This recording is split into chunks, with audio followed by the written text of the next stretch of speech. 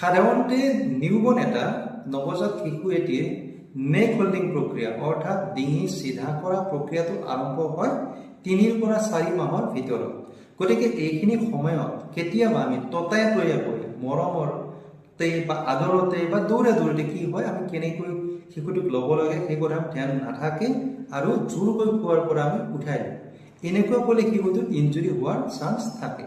গতিকে ধৰি লওক আমাৰ এইটো এটা শিশু হয় আৰু শিশুটোক আমি এতিয়া ল'ব লৈছোঁ।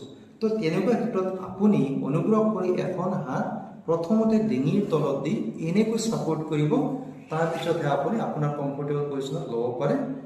আৰু এইখিনি আছিল আচলতে আপোনাৰ ক'বলগীয়া এই ভিডিঅ'টিৰ জৰিয়তে। অনুগ্ৰহ কৰি শ্বেয়াৰ কৰিব যাতে নিউ পেৰেণ্টছক আমি এই ভিডিঅ'টিৰ দ্বাৰা সজাগতা আগবঢ়াব পাৰোঁ। Thank U.